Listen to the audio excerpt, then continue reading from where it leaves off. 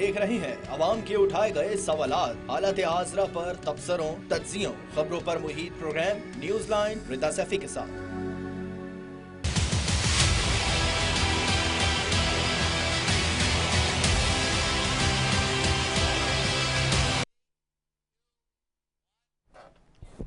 अस्सलाम वालेकुम, मैं हूं रिदा सैफी। इंसदाद दहशतगर्दी अदालत के जज ने कोट लखपत जेल में 9 मई के 2 मुकदमात का फैसला सुनाया। इंसदाद दहशतगर्दी की अदालत ने 9 मई के मुकदमात में सजा पाने वाले तहरीक इंसाफ के रहनुमाओं की जायदादें भी जब्त करने का हुक्म दिया। 9 मई के मुकदमात में अदालत का फैसला सियासी हलकों में नई बहस छिड़ गया। शाह महमूद कुरैशी की बरियत और यास्मीन राशिद व एजाज चौधरी को 10-10 साल की सजा कई सवालात को जन्म देने लग गई।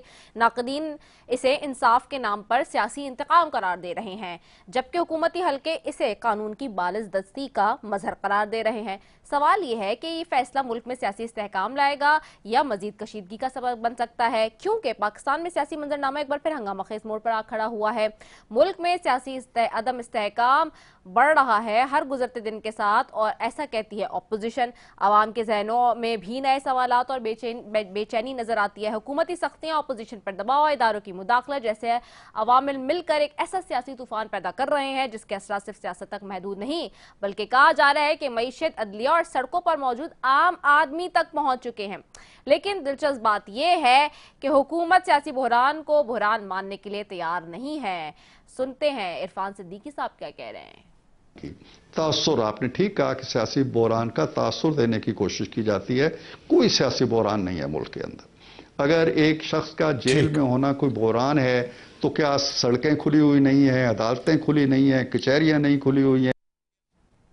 ओके, मानते हैं बहरान नहीं है, फिर मुज़ाकरात की बात भी नहीं होनी चाहिए थी, क्योंकि बात तब होती है जब कोई मसला हो। इरफान सिद्दीकी कहते हैं कि एक सांस में मसाइल ना हल हो की बात करते हैं तो दूसरी सांस में मुज़ाकरात के लिए दरवाजे भी खुले रखते हैं। क्या कह रहे हैं सेंटर साहब, सुनते हैं।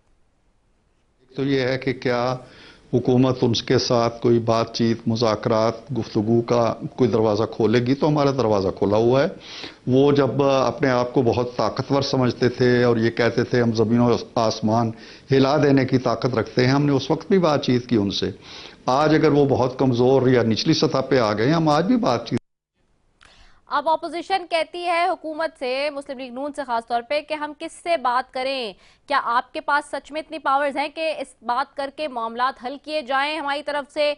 इसी तरह से जब मुस्लिम लीग नून अपोजिशन में थी तब वो किससे मिलते थे, और उनके साथी जो आजकल उनसे अलग हैं उस वक्त मोहम्मद जुबैर साहब क्या कहते थे, आइए सुनते हैं।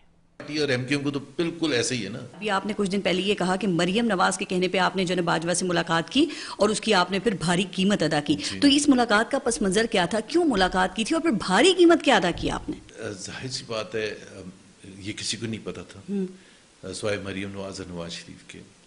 उनका भाई जो है नवाज शरीफ का, वो प्रेसिडेंट था पार्टी का, और वो दूसरे धड़े से ताल्लुक था उसका, ठीक है, मुफाहमती ग्रुप से था। मोहम्मद जुबैर वही हैं जो मुस्लिम लीग नून के जब 2 ग्रुप्स बने थे, नवाज शरीफ और मरियम नवाज साहिबा के साथ थे, और उन्हीं के कहने पर वो कहते हैं कि जनरल बाजवा से मिले थे और हो सकता है डील की कोशिश की हो। साथ साथ मरियम नवाज और नवाज शरीफ ये बात बाकी पार्टी से भी छुपाना चाहते थे। ये कह रहे हैं मोहम्मद जुबैर साहब, क्या कहते हैं, सुन लें। तो जब ये इतनी गड़बड़ हो गई, ये नहीं कहना कि हमने कहा था, खुद अपना कहना कि मेरे तो वो पुराने दोस्त थे, अपने पे ले लो, अपने पे ले लो। तो पार्टी ने मुझे रगड़ के रख दिया। एहसन इकबाल साहब ने मुझे शोकस नोटिस दे दिया कि आपकी मेंबरशिप क्यों ना खत्म की जाए, जो आपने वोट को इज्जत दो का बयानिया जो था, करोड़ों लोगों का दिल आपने दुखाया है ये मीटिंग करके। मैं मरियम नवाज को कह रहा हूँ, नवाज ये भाई वो कह रहे यार इसको छोड़ो। अब सवाल ये है कि एक तरफ वोट को इज्जत दो का नारा और दूसरी तरफ एनआरओ की डिमांड थी क्या, और आज भी ये मुमकिन है क्योंकि पीटीआई के लोग भी एस्टैब्लिशमेंट से बात करने की ख्वाहिश रखते हैं। गुज़िश्ता दिनों पीटीआई के कारकुनों पे 14 अगस्त को मुबैना धरने की मनसूबाबंदी के तहत मुकदमा दर्ज किए गए, जो कि आज आजम सवाती ने कहा कि 14 अगस्त को पार्टी कोई एहतजाज नहीं करने जा रही है, लेकिन हुकूमत सख्ती के मूड में जरूर है, जो ना सिर्फ हैरत का बायस है बल्कि एक वाज़ेह पैगाम भी है कि हुकूमत किसी भी किस्म की सियासी सरगर्मी को बर्दाश्त करने के मूड में नहीं है, क्योंकि अब कोई भी गलत करता है तो उसको कैदी नंबर 804 का हवाला दिया जाता है। शर्जील मेमन का तंज सुन लेते हैं। मुत्तहिदा कौमी मूवमेंट के मेंबर ने बैठ के इस दिन को भी, इस रेजोल्यूशन के दौरान आपने करना था, आप एडजमेंट मोशन ले आते, आपको कोई इशू था एडजमेंट मोशन ले आते, आप कॉल अटेंशन ले आते, कानून मौजूद था ना। इस रेजुलेशन के दौरान भी पॉलिटिक्स करने की कोशिश की और इसको मुतनाज़ा बनाने की कोशिश की। माजरत साहब, मुझे फर्क नजर नहीं आता कि अगर वो कैदी नंबर 804 जो 5 अगस्त को कश्मीर डे पे हड़तालें कर रहा है, एक दूसरे को हुकूमत में बैठे लोग ही अब ताने मार रहे हैं, कैदी नंबर 804 से मिला रहे हैं।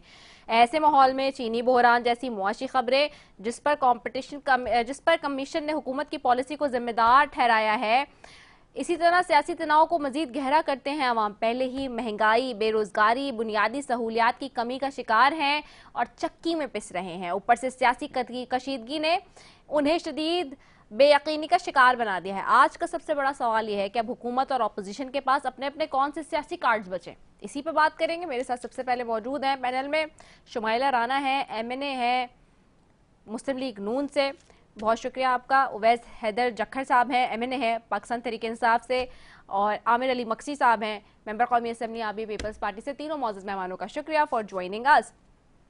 सबसे पहले शुमाइला राना साहिबा की तरफ जाऊंगी। शुमाइला साहिबा, जो इस वक्त सूरत हाल है, ऑपोजिशन कह रही है कि अजीब किस्म के फैसले भी आ रहे हैं जिसमें मनपसंदाना लोगों को छूट मिल जाती है, बाकी लोगों को जो है वो सजाएं हो जाती हैं इतनी लंबी लंबी। क्या ये इंतकाम की सियासत है जो ऑपोजिशन बार बार इल्ज़ाम लगा रही है हुकूमत के ऊपर? दूसरी तरफ बात ये आती है कि मुज़ाकरात क्यों नहीं हो पाते ऑपोजिशन के और हुकूमत के। जब मुज़ाकरात की बात हो रही होती है, कोई ना कोई एक फरीक जो है वो बिफर जाता है और बैकआउट हो जाता है। क्या आगे वे फॉरवर्ड कुछ हो सकता है, या फिर इसी तरीके से ये हम देखते रहेंगे कि प्रोटेस्ट चलते रहेंगे ऑपोजिशन के और आप भी जो है वो हार्ड लाइन लेते रहेंगे? जी बिस्मिल्लाहिर्रहमानिर्रहीम, बहुत शुक्रिया। देखें जी, बात यह है कि पाकिस्तान तहरीक इंसाफ जो है वो पाकिस्तान के ना आइन को मानती है, ना कानून को मानती है, और ना ही वो आइन की बालादस्ती को तस्लीम करते हैं। और उनका ये मुतालबा है कि पाकिस्तान में हमें जलाओ घिराओ की सियासत करने की इजाज़त दी जाए। पाकिस्तान तहरीक इंसाफ के अलावा कोई भी जमात हो, मतलब सिर्फ ये PTI की बात नहीं कर रहे हम, अगर कोई भी जमात हो और वो मुल्क की अमलाक को, अस्करी तनसीबात को नुकसान पहुंचाएंगे, तो रियासत और हुकूमत वक्त जो है वो कभी भी उनको किसी सूरत के ऊपर भी जो है वो इजाजत नहीं दे सकते। तो लिहाजा यहाँ पे मैं आपको बताना चाहती हूँ, इन्होंने देखिए, एहतजाज वो एक जमहूरी हक है, उससे कोई किसी को जो है वो डिप्राइव नहीं कर सकता, कोई महरूम नहीं कर सकता। और हमने इनको मौके भी दिए हैं। इन्होंने लाहौर से जिले शाह के कत्ल से लेकर, वो एक सदफ खातून थी, आपकी जर्नलिस्ट सहाफी बहन थी जी, उनको भी वो ट्रक से जब वो गिरी थी और वो क्या माहौल था। इनका एहतजाज तो खूनी एहतजाज होता है। इनका एहतजाज अगर सियासी एहतजाज हो, जैसा कि पाकिस्तान पीपल्स पार्टी करती रही है, जैसा कि हम लोग माजी में हम लोग करते रहे हैं, लेकिन हमने कभी अपने कारकुनान को पेट्रोल बम और अपनी खवातीन को शील्ड के तौर पे यूज नहीं किया। हम लोगों ने जो है जमहूरियत के लिए मारे खाई हैं, हमने मुकाबले किए हैं। हम सियासी कारकुनान हैं, मंजे हुए जिसे सियासी कारकुनान कहते हैं, जो ग्रास रूट लेवल से आगे आता है। लेकिन हमने कभी इस तरह के ऊंचे हथकंडे इस्तेमाल नहीं किए, और ना ही हमारी क्यादत ने हमें यूज करने की कोशिश की है।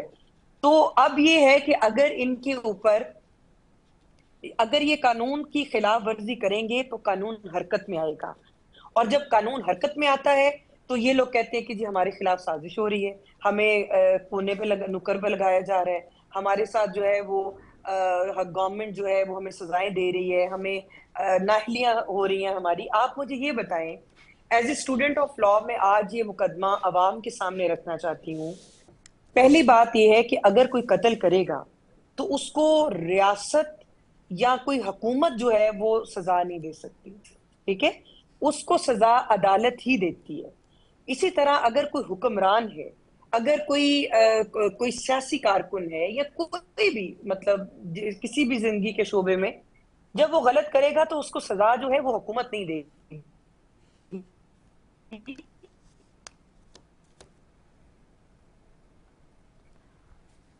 जी शुमाइला साहिबा, वो आइन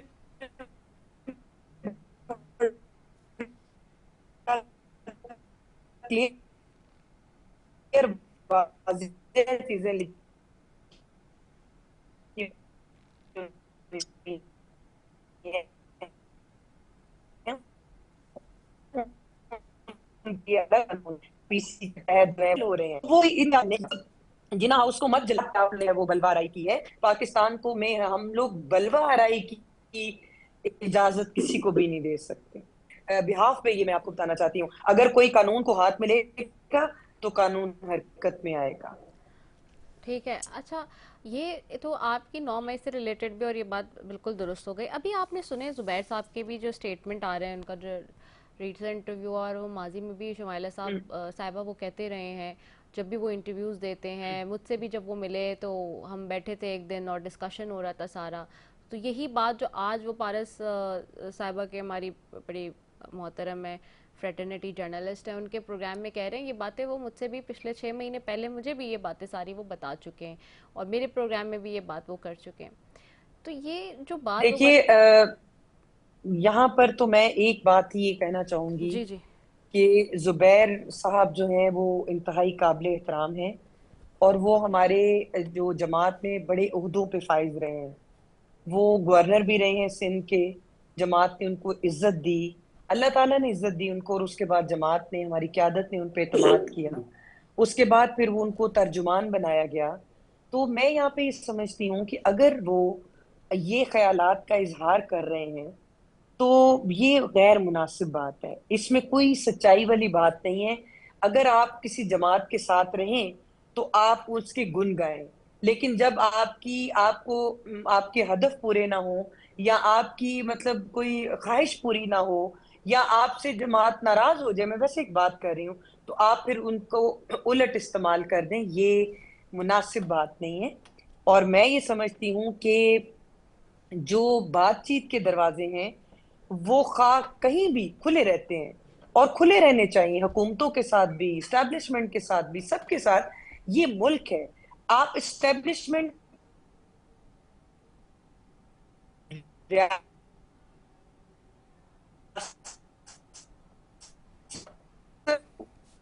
सियासत हुकूमत की, ना ही एनओ हमने मांगा था, और ना ही एनआरओ जो है वो किसी ने किसी हम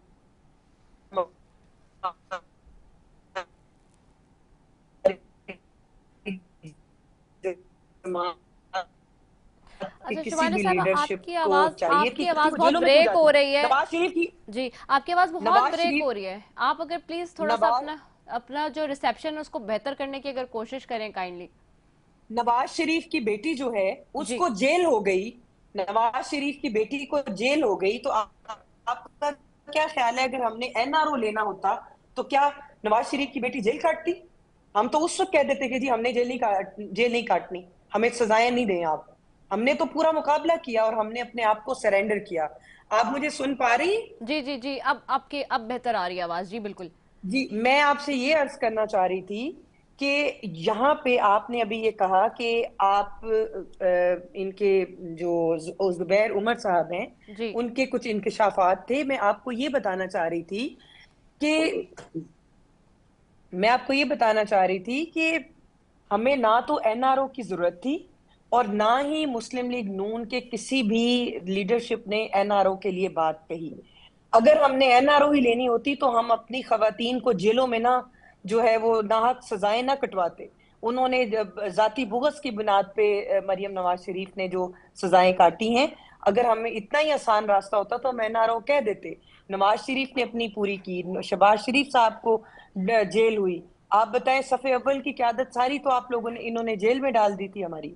हमने तो किसी को नहीं कहा कि आप जाएं हमारे बिहाफ पे माफी मांगे। अपनी अगर पींगे किसी ने चढ़ानी थी, अपनी दोस्ती यारियां अगर उन्होंने बहाल करनी थी, तो अब वो इल्जाम मेरे कायद नवाज शरीफ पे मत डालें, वो मरियम नवाज शरीफ पे मत डालें।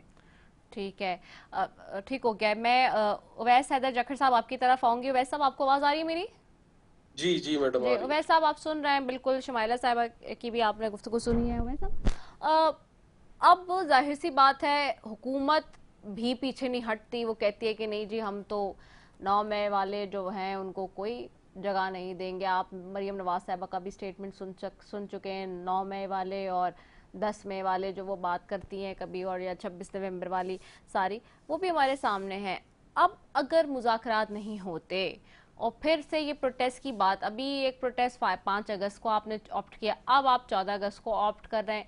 पहले तो क्लैरिटी नहीं आती कि कोई कहता है कि नहीं हम कर रहे हैं, कोई कहता है पार्टी में से नहीं हम नहीं कर रहे। जब तक पार्टी एक पेज पर आके एक क्लैरिटी के साथ नहीं मूव ऑन करेगी तो कैसे पता चलेगा कि किसके पास कौन से कार्ड्स अब बचे हैं जो कि मतलब प्ले किए जाए, ना कि फाउल हो जाए उसमें। जी, बिस्मिल्लाहिर्रहमानिर्रहीम। सबसे पहले आपका बहुत बहुत शुक्रिया कि आपने मुझे इनवाइट किया। मैं सबसे पहले अपनी बहन से रिस्पेक्टफुली डिसएग्री करूंगा कि इन्होंने एक बात की कि पाकिस्तान तहरीक इंसाफ आइन और कानून को फॉलो नहीं करती। पाकिस्तान तहरीक इंसाफ ने हमेशा आइन और कानून को फॉलो करने की बात की है। पाकिस्तान तहरीक इंसाफ ने हमेशा अवलीन तरजीह दी है। नहीं, हमने ये नहीं कहा कि तहरीक इंसाफ कोई जमात नहीं है। हम ये कह रहे हैं कि हम उनको बलवा आराई की इजाजत नहीं दे सकेंगे। हम उनको कभी भी मुल्क की तनसीबात जलाने की इजाजत नहीं देंगे। नहीं, वो ये नहीं कह रहे। वो आपने जो आइन पे बात की थी ना, क्या वो आइन और कानून को नहीं मानते, वो उसका जवाब दे रहे हैं कि ऐसा नहीं है। जी जी जी जी जी प्लीज। तो जी बहुत शुक्रिया। तो पाकिस्तान तहरीक इंसाफ ने हमेशा ये कहा है कि इस मुल्क का आइन सुप्रीम है और इस आइन के दायरे में रहकर पाकिस्तान तहरीक इंसाफ जो कुछ कर सकती है वो करेगी। लेकिन अनफॉर्चुनेटली पाकिस्तान तहरीक इंसाफ और पाकिस्तान तहरीक इंसाफ के कारकुनान और पार्लियामेंटेरियंस को फंडामेंटल राइट से भी महरूम रखा गया है। Freedom of speech, freedom of movement, ये इस मुल्क का आइन हमें इजाजत देता है, लेकिन हमें किसी भी किस्म का एहतजाज नहीं करने दिया जाता। दूसरी बात जो आपने कही कि 5 अगस्त को हम एहतजाज आपने किया, फिर 14 अगस्त को, देखिए 14 अगस्त को हम जरूर निकलेंगे लेकिन एहतजाज नहीं होगा। उस पर हमारे सलमान अकरम राजा साहब ने बड़ा बयान दो टोक दे दिया है कि वो आज़ादी का दिन है और हम सब आज़ादी मनाएंगे। लेकिन अब जो इस फाशिस्ट सिस्टम में सूरत हाल बनी हुई है कि पाकिस्तान तहरीक इंसाफ के कारकुनान अगर पाकिस्तान का झंडा उठाकर भी किसी रैली में शामिल होंगे या वहां पर पाकिस्तान तहरीक इंसाफ का झंडा लहराया जाएगा तो तब भी उन्हें वहां से उठा के और उन्हें सजा दी जाएगी। जी देखिए, आपने अभी यहाँ पे आइन का आर्टिकल यूज किया है। शुमाइला साहबा मुझे नहीं, आपसे मैं बिल्कुल जवाब लूंगी। शुमाइला साहबा, हुकूमत की आपको पता है एड्स, मुझे ब्रेक पे जाना है, उसके बाद शॉर्ट कमर्शियल ब्रेक के लिए कहा जा रहा है, उसके बाद वापस आ रही हूँ। Stay tune.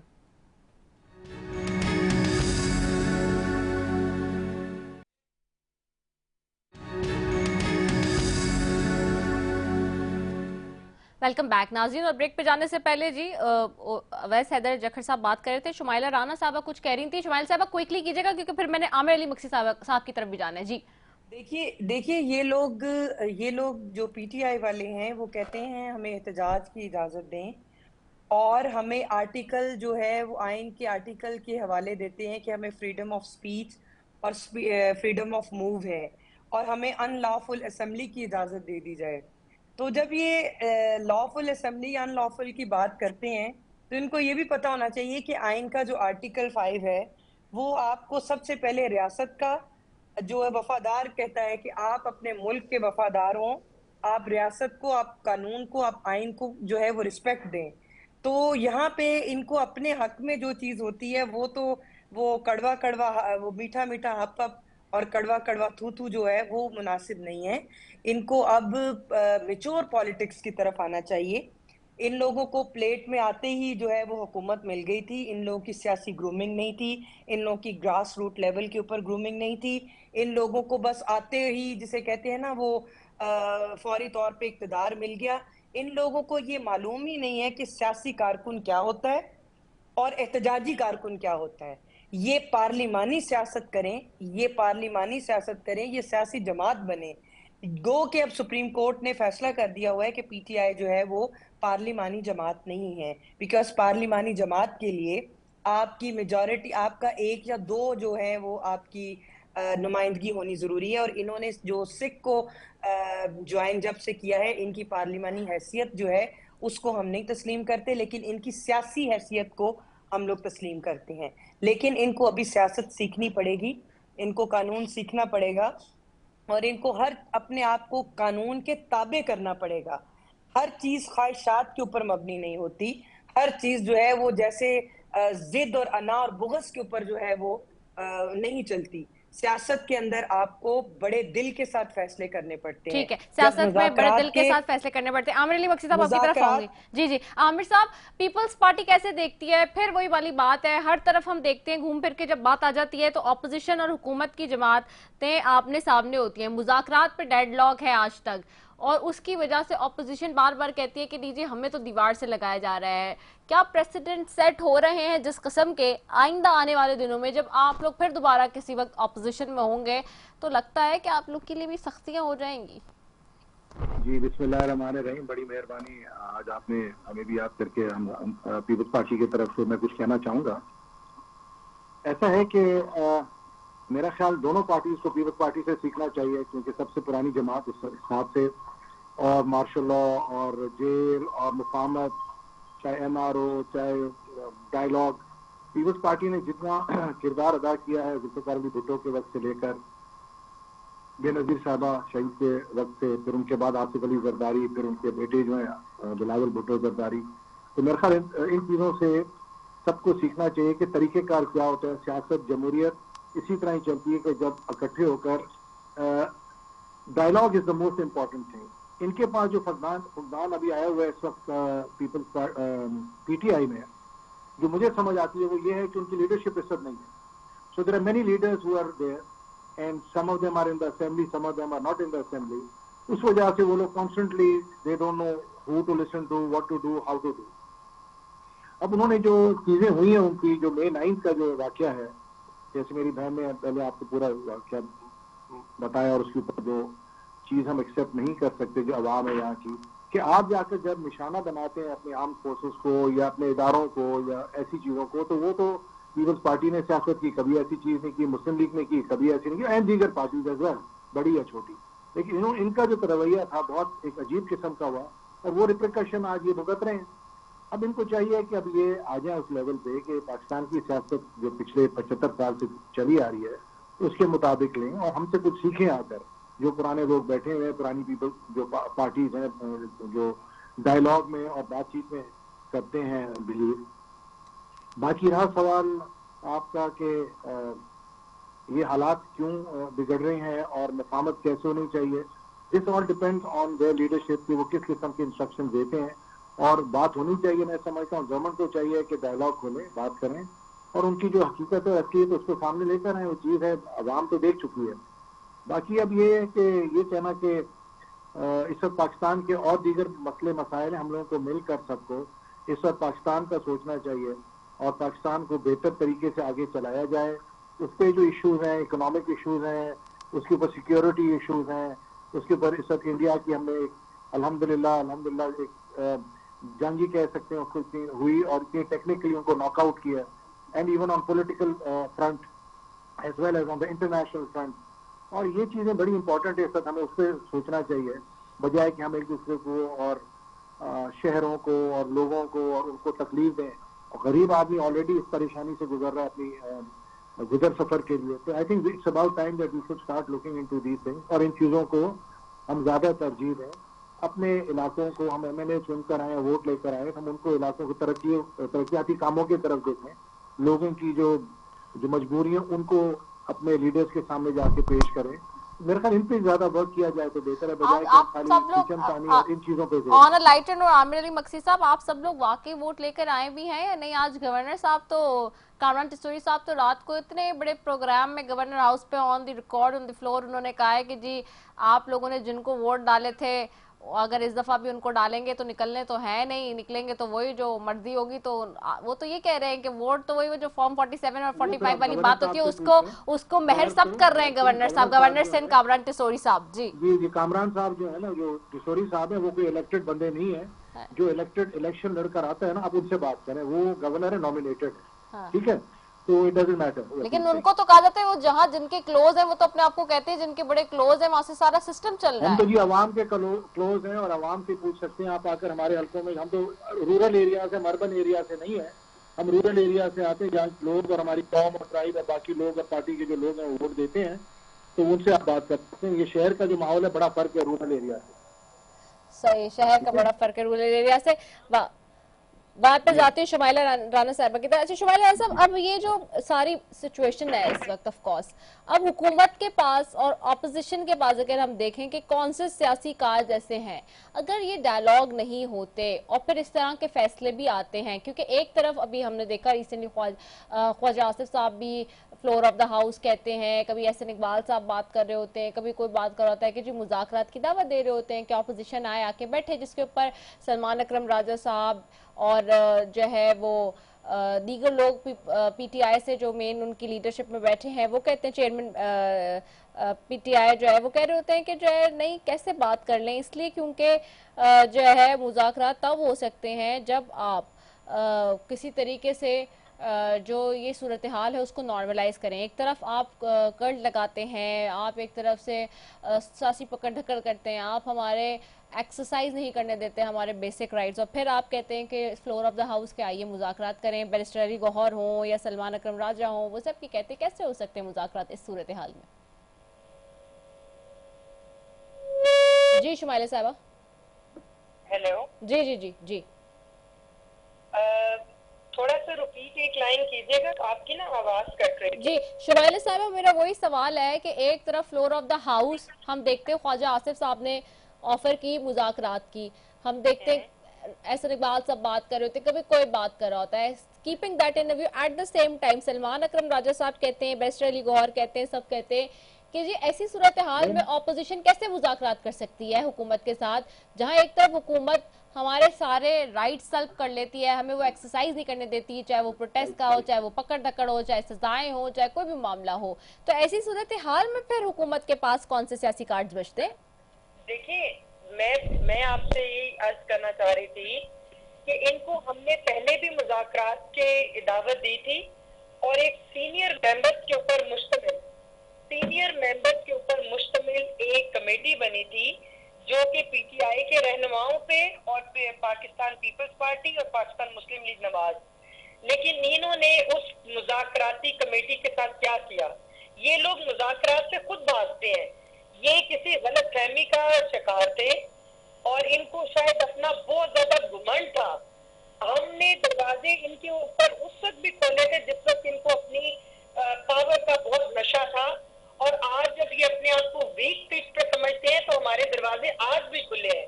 अभी 3 दिन पहले फ्लोर ऑफ द हाउस पे जो मौसम लॉ मिनिस्टर है उन्होंने इनको मुज़ाकरात की दावत दी है। ये लोग बैठना ही नहीं चाहते, ये चाहते हैं कि ये फिर इनको कोई आसमान की तरफ जो है वो इस तरह मनोसंदेह जो है वो आना शुरू हो जाए, तो उसके लिए इनको एफर्ट करनी पड़ेगी। ठीक है, एफर्ट करनी पड़ेगी। वैसे जखर साहब, ऑपोजिशन के पास क्या कार्ड्स बचे हैं अगर ये मुज़ाकरात नहीं होंगे तो? असेंबली फोरम है इनके पास, सबसे बड़ा नेशनल असेंबली फोरम है, स्पीकर साहब मौजूद है यहाँ पे, इनके पास जो है वो सारी जो कैबिनेट मौजूद है वहाँ पे, ये किसी के साथ बैठ के बात नहीं कर सकते। असल में प्रॉब्लम ये है कि बात करना तो ये बेचारे चाहते हैं, लेकिन वो जो अडयाला में बैठा कैदी 804 जो है वो नहीं चाहते कि जो है वो कश्ती किसी किनारे की तरफ लगे।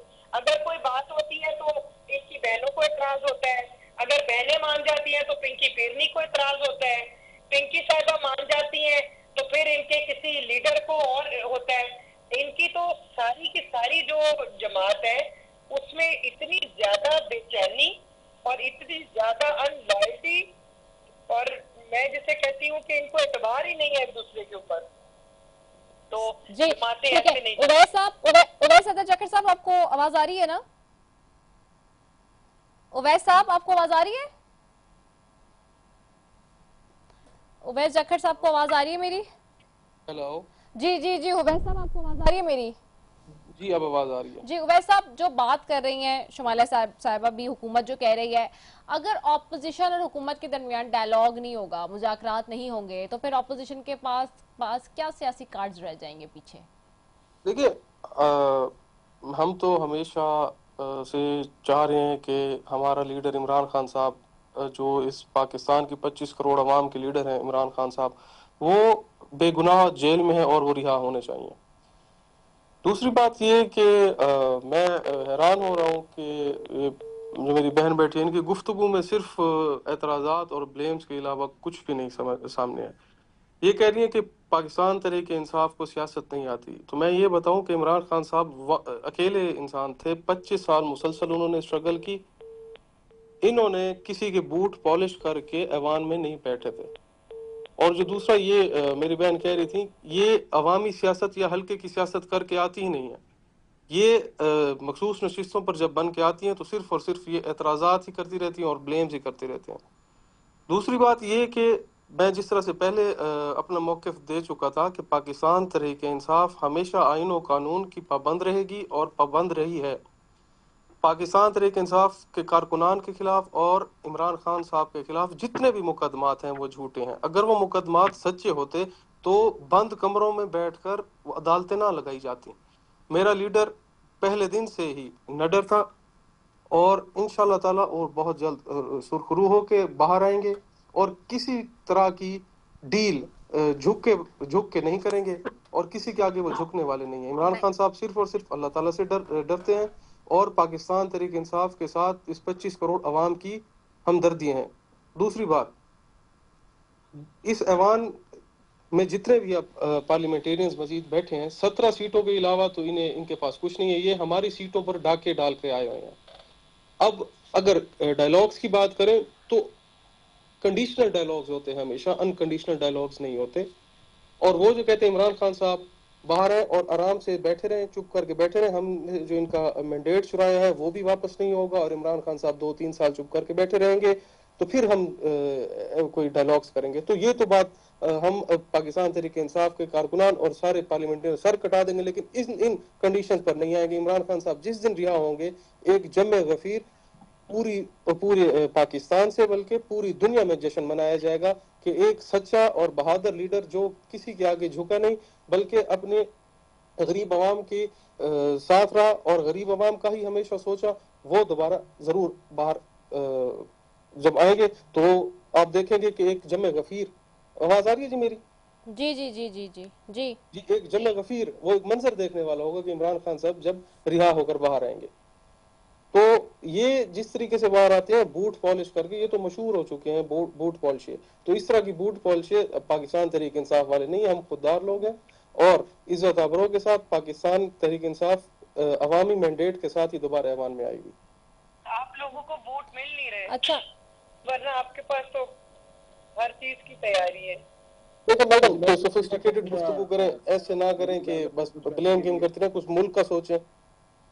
आप जिस जमात में बैठी हैं आपको पता है ये मखसूस नशिस्तें कैसे मिली हैं आप लोगों को? अच्छा मैं एक मिनट, जी चले मैं चाहती हूँ उसमें नहीं हम डायना भी बहस मुबाहिसे में। आमिर अली मक्सी साहब आपकी तरफ आऊंगी, आपको आवाज आ रही है आमिर साहब? जी मुझे अच्छा आमिर साहब, इस सारी जंग के अंदर आज बिलावल साहब ने एक बड़ा मुतालबा किया है। वो वफाक में बैठे हैं आप लोग और आप वफाक से ही मुतालबा कर रहे हैं कि जी नया NFC अवार्ड जारी कर दें। तो ये सवाल ये है कि आप खुद हुकूमत का हिस्सा है, हुकूमत के साथ बैठे हुए, तो फिर आप किससे मुतालबा कर रहे हैं? हुकूमत को देखिए, हम हुकूमत के आप किससे मुतालबा कर रहे हैं? जी, हम हुकूमत को सपोर्ट कर रहे हैं। हम इस पर जो है नेशनल असेंबली में बैठे हुए जो पाकिस्तान के मफाद में और जो फैसले हो रहे हैं उसको हम सपोर्ट कर रहे हैं। इस हुकूमत को सपोर्ट कर रहे हैं, जमहूरियत को सपोर्ट कर रहे हैं, डेमोक्रेसी और उसके लिए और पाकिस्तान की बेहतरी के लिए। बाकी मैं एक चीज जरूर कहूंगा आपको, एमएस के वक्त जो होता है सिर्फ ये नहीं कह रहे, वो चारों सूबों की बात है, ठीक है ना जी। उसके अंदर PTI के पास भी एक हुकूमत, मुस्लिम लीग के पास भी है और पीपल्स पार्टी के पास 2 सूबे हैं। तो ये तो फेडरेशन की बात। और NFC अवार्ड होना चाहिए, तो फाइनेंस कमीशन है, तो पैसा जो आता है उसको डिवीजन का टूल होना चाहिए, उस तरीके से उसको इस्तेमाल किया जाए। और तो उन्होंने डिमांड ये की है कि इसको डिस्कस करके इसको बेहतर किया जाए, ये अपने बात की है। तो और इसमें आई थिंक उनका राइट है, I think is doing the right thing. Secondly मैं ये जखर साहब को कहना कि 17 सीटों की जो बात करते हैं ये पता नहीं किसको मुखातिब है और किस तरह कह रहे हैं। मेरे पास तो PTI का कैंडिडेट ही नहीं खड़ा, पता नहीं क्या पता थी। तो इस चीज पे भी थोड़ा सा नजरसानी करें, ऐसी बात ना तो बिल्कुल ही पे हो। ठीक है, कुछ ऐसी आपकी जो आप समझ लीग, लेकिन ऑन द होल ऐसी बात नहीं है जो आप feel that way. I mean उससे पहले भी आपको पता है कि इस तरह का रवैया किया गया था जब आप लोगों की हुकूमत थी। आप लोगों ने मरियम नवाज साहिबा को, नवाज शरीफ साहब को, शहबाज शरीफ, उनके अलावा हमारे सदर जो आसिफ अली जरदारी साहब, मोहतरमा साहब और दीगर कितने लोग मर्द और औरत, उनको आप लोगों ने किस तरीके से ट्रीट किया, क्या नहीं किया नए केसेस में और कोर्ट्स में। तो इंसान को भूलना चाहिए। जब मिसाल की जमहूरियत साहिबा ने, नवाज शरीफ ने किया तो आपको भी चाहिए कि इस चीज के अंदर you should politics should be above your personal likes and dislikes. I think it should be कि हमें मुल्क को देखना है, अपने मुल्क को बेहतर करना है और पार्टी का मैनिफेस्टो भी ऐसा होना चाहिए कि जो मुल्क की बेहतरी के लिए हो, सिर्फ अपनी बात तक महदूद नहीं होना चाहिए। तो हमसे सीखें, आप लोगों की बेहतरी ठीक है, अवाम आपको चूज करेगी। आपको एक दफा पहले भी मौका मिला था, जब आपको मिला तो मिला। ठीक है शुमाइला साहिबा, कमिंग टू यू, अब एनएफसी की बात हो रही है। बिलावल साहब आप आज कह रहे हैं एनएफसी होना चाहिए, हुकूमत क्या, आई मीन नून लीग क्या सोच रही है, क्योंकि हुकूमत में तो वो खुद भी है। हाँ देखिए जी, पहले भी एनएफसी अवार्ड जो थे उसमें सूबों को इख्तियार हासिल था और मैं समझती हूँ कि अगर अभी ये विद कंसेंसस अगर कोई भी मामला हो उसको खुश उसलूबी के साथ लेकर आगे चलें, तमाम जमातें एक एजेंडे पे और एक पेज पे हों, तो इसमें कोई कबाहत नहीं है। दूसरी बात ये है कि ये चीजें जो है ये टेबल पे होनी चाहिए और इस पर बहस होनी चाहिए और मेजॉरिटी का फैसला जो है वो मानना चाहिए। अच्छा, दूसरी एक और बड़ी इंपॉर्टेंट चीज़ है, मैं चाहूँगी जाते जाते ज़रा इस पे भी ज़रा जवाब दे दें आप भी, कि आज हम देख रहे हैं कि सेनेट और कौमी असेंबली के नए अपोजिशन लीडर की तकर्रुरी के मामले पर अदालतों ने इलेक्शन कमीशन को उमर अयूब साहब और शिबली फराज साहब के खिलाफ मजीद कार्रवाई से भी रोक दिया पेशावर हाई कोर्ट ने। अब ये वही वाली बात नहीं सामने आएगी जो कुछ दिन पहले हम देखते थे कि जी फलां अदालत और फलां अदालत की आपस में जी चल रही है, अभी फिर वही वाले मामला आ गए हैं, इलेक्शन कमीशन की चल रही है। तो keeping that in a view, अगर इस तरह से ही अदालतों से ही फैसले होने, फिर अदालतें ही आएंगी, तो फिर वही एक रीत चल पड़ेगी और वही बातें और वही हवा होगी कि जी अदालतों में खेला जा रहा है इलेक्शन कमीशन में। देखिए यहाँ पे एक बात मैं आपको बता दूं जी। अच्छा, यहाँ पे देखिए जी, ऐसा है कि जब लोअर कोर्ट्स होती है ना, वो जब फैसला देती हैं तो सेशन कोर्ट या हाई कोर्ट जो है उसके खिलाफ फैसला भी दे देते हैं।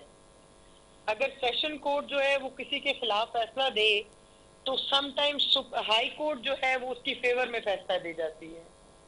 तो अब आप ये देख लें कि अगर इनको यहाँ से अगर रोका है इनके खिलाफ मजीद कार्रवाई पे, तो ये अदालत को इख्तियार हासिल है, इस पे ना आप बात कर सकते हैं ना मैं बात कर सकती हूँ। जिस वक्त मुकम्मल फैसला आएगा, क्योंकि जिस वक्त आप कोई भी स्टेट लेते हैं तो उस वक्त आपको रोक दिया जाता है कि इसके खिलाफ कोई कार्रवाई ना करे, इस काम को रोक दे। फिर अदालत उसके मुहर्रकात देखती है, फिर उसके फैक्ट चेक होते हैं, उस पर फिर बहस होती है, फिर अदालत को पता चलता है कि ये जो मामला आया था इसके अंदर ये फैसला हमने करना है। ठीक है, तो ये बहुत शुक्रिया शुमाइला राना आपका, अवैस हैदर जखर साहब आपका, अमर मिर्ज़ा साहब आपका, वो आप तीनों मौजूद मेहमानों का शुक्रिया। इसी के साथ नाज़रीन अपनी मेज़बान नज़र को दे चला, पाकिस्तान जिंदाबाद।